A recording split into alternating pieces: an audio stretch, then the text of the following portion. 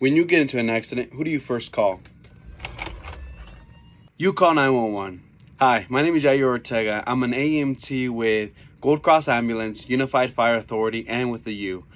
I have a lot of experience with 911, especially with EMS, which stands for Emergency Medical Services. Boom. As amazing as EMS has been for the general population and for people who are generally sick or in need of help with traumas or accidents, there is a lot of things that do need work with EMS, especially with patient care and with the technology and training that we are provided with to take care of patients.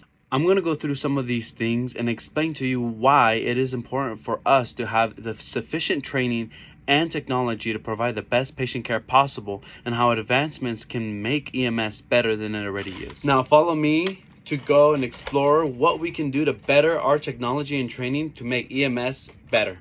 Let's start off with the humble beginnings of EMS. EMS stands for Emergency Medical Services System, has been a vital part of our communities for a very long time now. Originally started in 1865 in Cincinnati as a civilian-based ambulance service, it was created to have a swift and dependable service that can get to emergencies and give the help that it needs to patients.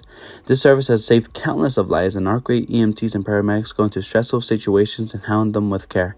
Since its humble beginnings, EMS has always had issues with advancements in training and technology, from getting new vehicles to implementing new tech and training. As you can see from this photo, this is how it first began, with 2 people in a wagon basically taking care of patients and making sure they get to the hospital.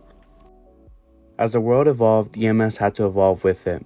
When new technology and training comes out, EMS tries its best to adapt, but finding a way to adapt to new changes is hard for a lot of ambulance services, especially if they've done it that way for years. Now imagine this, you call 911 and you get there and they come with the bare minimum. Of course, this has more stuff, but they come with the bare minimum with just a stretcher and a few bandages when you're either suffering from a traumatic injury or from a heart attack.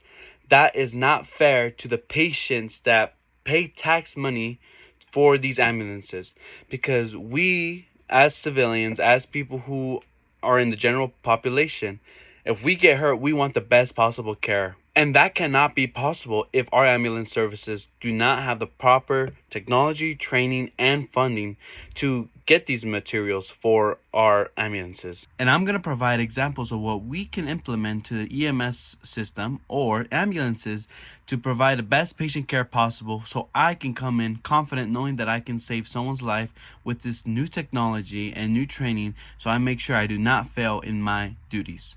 One of these implementations is AI. AI can help find ways to avoid delays in arrival and in transport. As said by the NCBI, emergency medical services units average 7 minutes from the time of 911 calls to arrive on scene. That median time increases to more than 14 minutes in rural settings, with nearly 1 out of 10 encounters waiting almost a half an hour for arrival of EMS personnel. Longer EMS times have been associated with worse outcomes in trauma patients.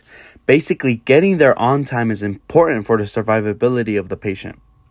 Another device that has saved countless of lives is the AED. This device has made it possible to save patients in cardiac arrest.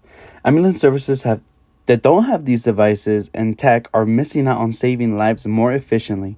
AEDs and other devices like it, such as the Lucas device, intubation, and improved COTS, have been pivotal instruments in the survivability in patients, and without this type of tech, we could lose lives that could have been saved.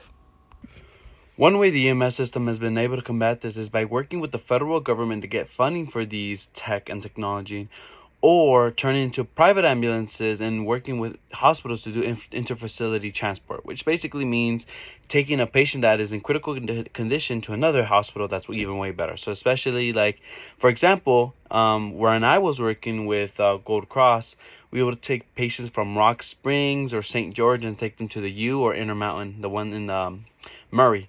So that you would get a lot of money from that, honestly. And ambulance services would rather go that way because they know they're going to get paid, unlike 911, where a lot of the people do not have insurance and do not get paid or do not pay the ambulance services for what we've done. So a lot of times when I first started off in ambulance services, I got paid $14-15 when I first started off, and I'm lucky to be making $20 now. And with inflation and with all these things and all the things we've seen with traumas and the abuse we sustained from patients and from other just stuff, we do not get paid enough. So a lot of times they pay us fast food wages and do a lot of harsh services just to get by. And that's just not how it should be. Another issue with EMS is the lack of training on important skills that are needed in the field. For example, a lot of the departments are lacking in keeping up with the cardiac arrest procedures. In some departments, cardiac arrest and respiratory arrest don't happen often enough that a lot of medics and EMTs become complacent in their training. When it comes time to do the procedure, they lack confidence and in skill, resulting in the patient getting lackluster care and potentially ending up dying. This lack of training is easily preventable. A lot of departments have this system called QI, which stands for Quality Improvement. Quality improvement is important because it's useful in making sure our medics and EMTs are up to date on their training and handling of equipment to make sure they know how to properly do it. This has been demonstrated to be highly effective in enhancing emergency response and in leading to a widespread adoption among numerous departments, which have been implementing these practices into their regular monthly training regimens to ensure sustained proficiency and readiness. Every year, new research comes out and it shows which training and procedures are effective. Being prepared is important as a medical provider, and without it, it can cause a lot of hardship to the general public, even to the provider themselves, especially when it comes to the handling of equipment they've been given. In conclusion, EMS is an important part of our community. It provides strength and support in crucial times of need, and it supports aid to all the people who are in trouble when it comes to accidents or heart attacks. And implementing this technology and these new procedures can provide the best patient care possible and to make sure we as a community are safe and sound. Thank you for listening to my video, and I hope you guys have a great day, and I hope you guys stay safe.